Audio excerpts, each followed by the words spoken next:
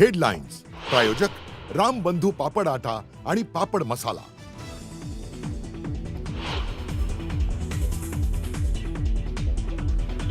दोन भारतीय जहाज होर्मुझची सामुद्रधुनी पार करत भारताकडे रवाना, तर 22 अडकलेल्या जहाजांसाठी भारताकडून इराणकडे सुरक्षित मार्गाची मागणी।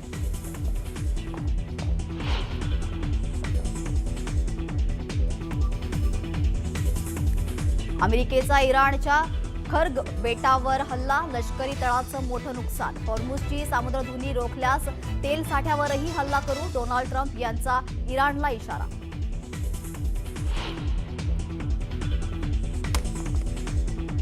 राज्यात गॅस वितरण केंद्रासमोरील रांगा आजही कायम, अनेक ठिकाणी तक्रारींचा पाऊस, तर फोनही बंद असल्याचं सबूत।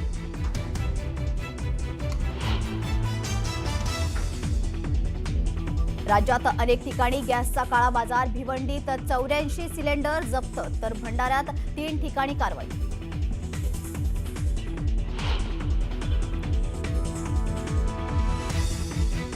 गॅस सिलेंडरवरून देशात जोरदार राजकारण, फडणवीस आणि मोदींचा काँग्रेसवर निशाणा।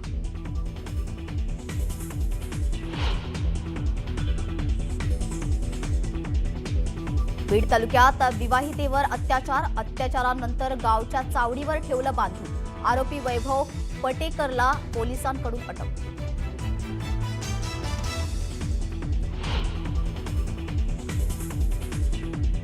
मुंबई महापालिकेत भाजप कार्यकर्त्यांची गर्दी होते, हा काय मच्छी बाजार आहे का? पेडणेकरांचा सवाल, तर इतके वर्ष कॉन्ट्रॅक्टर फिरायचे, आता कार्यकर्ते येत आहेत, महापौर रितू तावडेंचा टोला।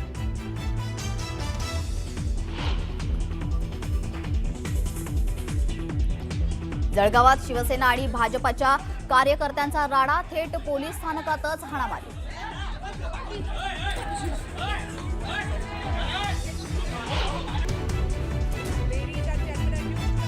CNBC TV 18 India business leader अवॉर्ड्समध्ये आयसीसी अध्यक्ष जय शहांचा सत्कार, टीम इंडियाचे प्रशिक्षक गौतम गंभीर आणि कर्णधार सूर्यकुमारचाही सत्कार।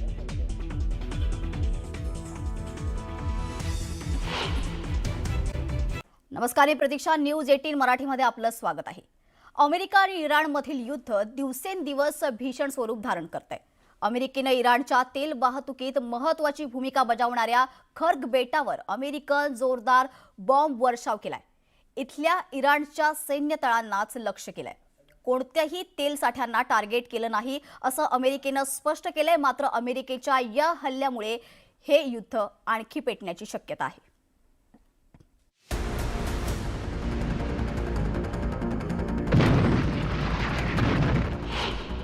अमेरिकेचा इराणच्या खर्ग बेटावरती हल्ला, तेल साठ्यावरही हल्ला करू, डोनाल्ड ट्रम्प यांचा इराणला इशारा।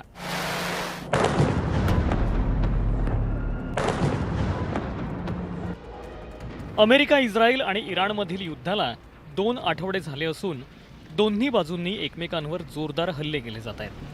अमेरिका आणि इस्रायलकडून इराणच्या अनेक शहरांना लक्ष्य केलं जात आहे, तर आखातातील अमेरिकेच्या तळांना इराणकडून लक्ष्य केलं जात आहे। अशातच अमेरिकेनं इराणवरचे आपले हल्ले अधिक तीव्र केले आहेत। अमेरिकेनं इराणचा सर्वात जास्त मोठा तेल साठा ज्या बेटावर असतो त्या खर्ग बेटावरील इराणच्या लष्करी केंद्रांवर बॉम्ब वर्षाव केलाय। इराणचे सर्वोच्च नेते अयातुल्ला अली खामेनी यांना ठार केल्यानंतर इराणची सर्वात महत्त्वाची तेल केंद्र असलेल्या ठिकाणांना अर्थात खर्ग बेटांना अमेरिकेनं लक्ष्य केलंय। दरम्यान ट्रम्प यांनी सोशल मीडियावरती एक पोस्ट शेअर केली आहे। अमेरिकेच्या सेंट्रल कमांडनं मध्य पूर्वेच्या इतिहासात सर्वात शक्तिशाली असा बॉम्ब वर्षाव केला। इराणचं क्राऊन ज्वेल अशी ओळख असलेल्या खर्ग बेटावर हा हल्ला केला। जगाला माहीत असल्यापेक्षा आमची शस्त्रास्त्र जास्त शक्तिशाली आणि अचूक आहेत। काही कारणास्तव आम्ही खर्गमधल्या तेल साठ्यांवर हल्ला केला नाही। हॉर्मुझ सामुद्रधुनीत काही अडथळा निर्माण केला तर माझ्या विचाराचा तात्काळ पुनर्विचार करेन। इराणकडे कधीच अण्वस्त्र नव्हती आणि आताही नाहीत। ते अमेरिकेला धमकावू शकत नाहीत। खामेनी राजवटीतील लोकांनी शस्त्रास्त्र खाली ठेवावीत आणि उरलं सुरलं इराण वाचवावं असं डोनाल्ड ट्रम्प यांनी आपल्या पोस्टमध्ये म्हटलंय। The situation in Iran is going very well. A lot of big hits today, a lot of big wins today, as you probably have heard militarily. And I think it's going very well and very good control. Iran हा तेल संपन्न देश आहे. जगातील अनेक देशांमध्ये इराणकडून तेल पुरवठा केला जातोय. अशातच इराणमधील खर्ग बेटाचं इराणसाठी अनन्यसाधारण महत्त्व आहे. खर्ग बेटावरील पाईपलाईन समुद्रमार्गे इराणच्या काही सर्वात मोठ्या तेल आणि वायू क्षेत्रांशी जोडल्या गेल्या आहेत. इराणच्या मुख्य भूमीपासून खर्ग बेट ही 25 किलोमीटर अंतरावर आहेत. खर्ग बेटावरून इराणची 90% कच्च्या तेलाची निर्यात होते. खर्ग बेट ही इराणची अर्थव्यवस्था आणि तेल उत्पादनात महत्त्वाची भूमिका बजावतात. इथे मोठ्या प्रमाणात तेल साठवण सुविधा आहेत. या सर्व पार्श्वभूमीवरती खर्ग बेटाचं इराणसाठी मोठं महत्त्व आहे. आणि आता जेव्हा खूप मोठा हल्ला अमेरिकेने केला आहे, त्यांनी असं क्लेम केलं आहे की आम्ही फक्त सध्या इन्फ्रास्ट्रक्चरवरती अटॅक केला आहे, आम्ही ऑइल इन्स्टॉलेशनला आम्ही हात नाही लावला आहे. पण ही एक खूप मोठी बाब आहे, कारण ह्याच्यामुळे इराणला खूप मोठं नुकसान झालेलं आहे. इराण आणि अमेरिकेतलं हे युद्ध काही दिवसात संपेल असं वाटलं होतं. मात्र इराणनेही जोरदार प्रतिकार सुरू केल्यानं हे युद्ध लवकर संपणार नसल्याची चिन्ह आहेत. अशातच डोनाल्ड ट्रम्प यांनीही अशीच काहीशी प्रतिक्रिया दिली आहे. I can't tell you that. I mean, I have my own idea, but what good does it do? It'll be as long as it's necessary. They've been decimated. Their country's in bad shape. The whole thing is collapsing.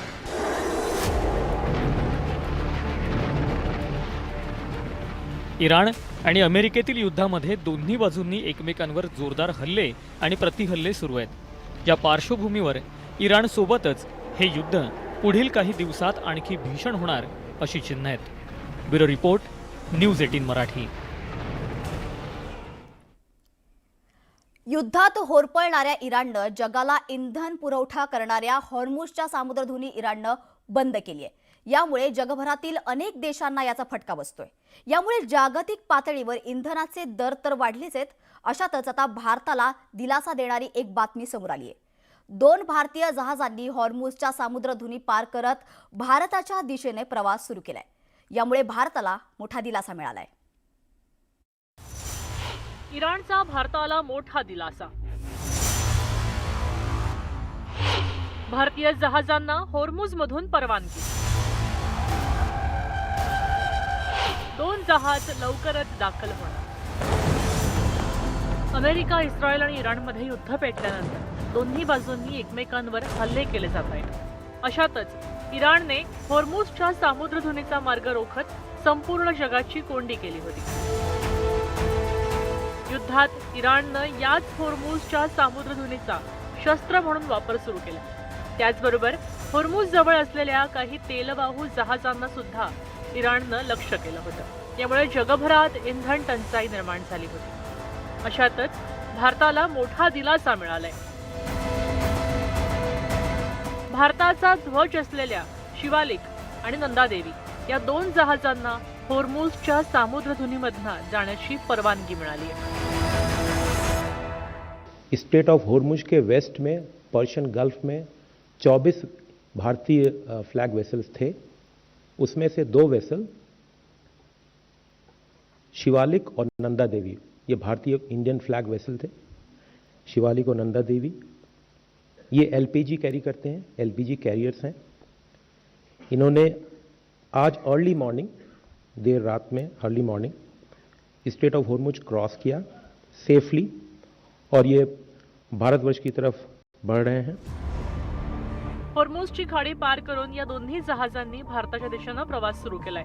ही दोन्ही जहाजं लवकरच भारतातल्या बंदरात दाखल होणार आहेत. इनमें करीब 92,700 मेट्रिक टन एलपीजी है और इनका अराइवल पोर्ट मुंद्रा और कांडला होगा और इनकी एक्सपेक्टेड अराइवल डेट्स 16 मार्च और 17 मार्च होंगी क्रमानुसार.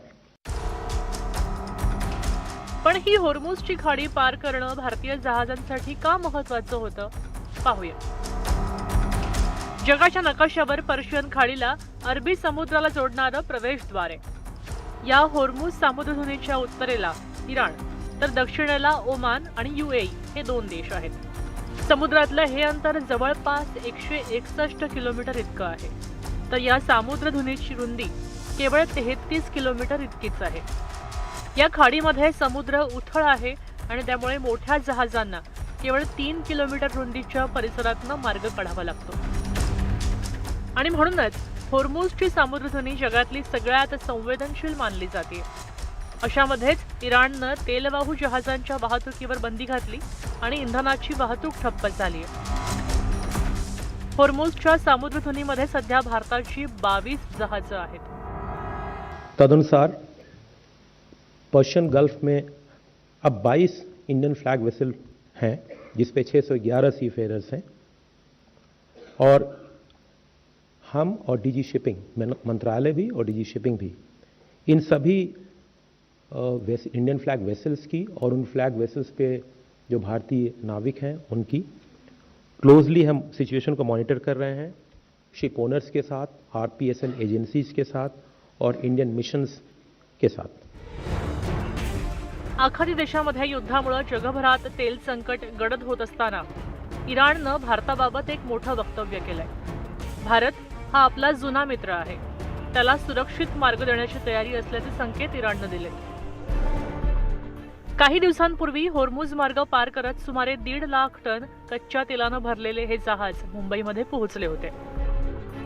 लायबेरियाचा झेंडा लावलेले शेनलॉंग जहाज इराणच्या संभाव्य हल्ल्यापासून बचाव करण्यासाठी सिग्नल सिस्टीम बंद करून प्रवास करत भारतात दाखल झालं.